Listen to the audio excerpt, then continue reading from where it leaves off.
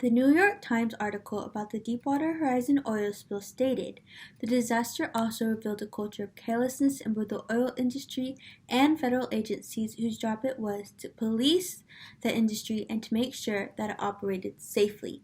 While this is a great point, the editorial did not give enough information about the effect that the spill really had on the environment. This editorial only briefly alludes to the great damage that the spill caused, and because of this, caused it to not be at its full potential. Today, I will discuss what details the editorial had, what could have been added, and why it is important for people to know how catastrophic the spill actually was.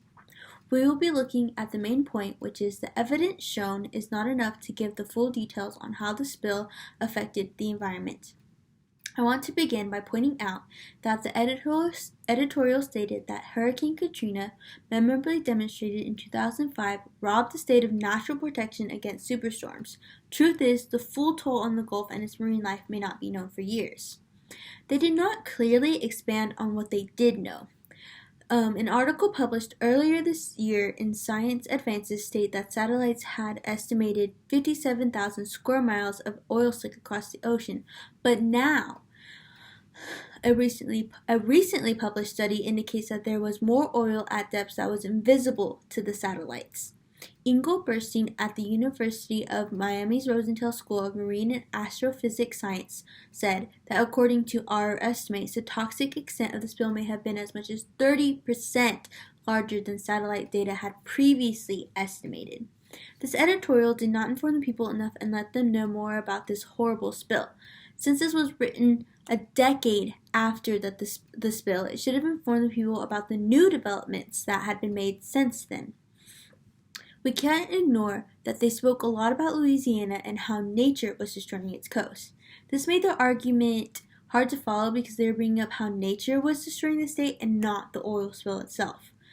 If they wanted to talk about Louisiana, they could have mentioned that the state of Louisiana's Coastal Protection and Restoration Authority Department of Environmental Quality and Natural Resources follows the Oil Pollution Act of 1990, which instructs that designated trustees to develop and implement a plan for the restoration, rehabilitation, or replacement of the injured natural resources under the trusteeship to the condition it was before the spill.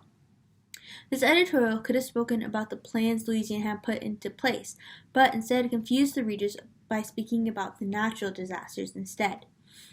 My final point says that they never actually mentioned what happens to the people after the spill.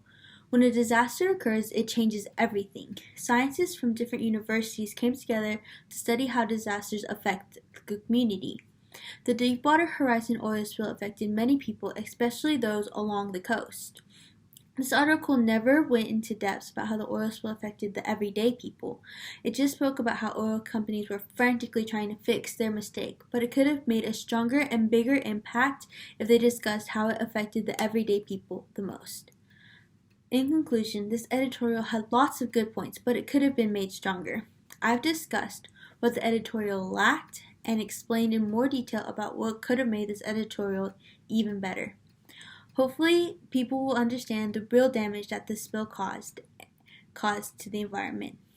Thank you.